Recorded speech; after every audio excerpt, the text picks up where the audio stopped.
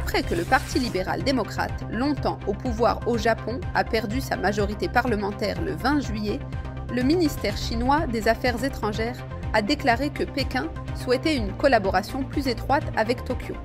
Les deux partis populistes de droite du Japon ont réalisé des gains importants récemment, ce qui a entraîné la perte du PLD à la Chambre haute. Cela fait suite à son humiliante défaite à la Chambre basse en octobre et c'est la première fois que le parti ne détient pas la majorité dans les deux chambres depuis sa création en 1955. La Chine et le Japon sont depuis longtemps des rivaux.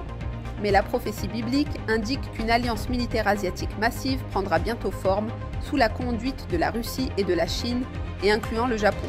L'instabilité politique du Japon pourrait renforcer ses liens avec la Chine et la Russie, ouvrant la voie à la formation de cette alliance. Pour en savoir plus, lisez La Russie et la Chine selon la prophétie.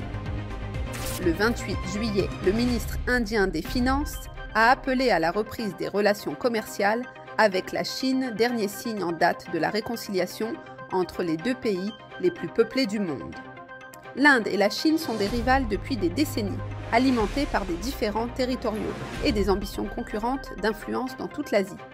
En octobre 2024, le Premier ministre indien Narendra Modi a amorcé un dégel en rencontrant le président chinois Xi Jinping.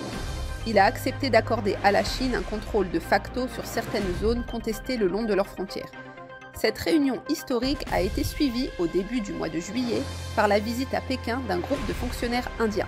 La première visite de ce type en 5 ans. La semaine dernière, l'Inde a accéléré la réconciliation en reprenant l'octroi de visas touristiques aux citoyens chinois après une interruption de 5 ans. Le South China Morning Post a qualifié cette décision de dernier signe d'un dégel entre les deux voisins. La prophétie biblique indique qu'un partenariat entre l'Inde et la Chine émergera à l'ère moderne, avec le soutien de la Russie.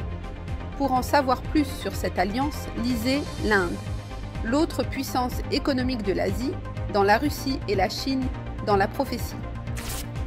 Le 28 juillet, le chancelier allemand Friedrich Merz a annoncé que l'Allemagne, en coopération avec la Jordanie, allait mettre en place un pont aérien pour acheminer l'aide humanitaire dans la bande de Gaza. Le ministre de la Défense, Boris Pistorius, coordonnera les efforts avec la France et le Royaume-Uni qui soutiendront l'initiative. Monsieur Merz a fait remarquer que cette initiative n'apporterait qu'une petite aide, mais n'a pas reconnu l'initiative d'Israël qui a sauvé des milliers de personnes de la famine malgré les tentatives du Hamas de s'emparer de la distribution de l'aide. Contrairement à l'initiative israélienne, l'Allemagne ne sera pas en mesure d'empêcher que les marchandises ne tombent entre les mains de terroristes. Il serait naïf de croire que l'Allemagne n'est pas consciente de cette réalité. Alors pourquoi l'Allemagne favorise-t-elle sa propre initiative au lieu de soutenir celle d'Israël ? Pour comprendre pleinement l'implication de l'Allemagne dans ce conflit, lisez l'article de Gérald Fleury, rédacteur en chef de La Trompette, intitulé « Alors que vous surveillez Gaza, surveillez l'Allemagne ».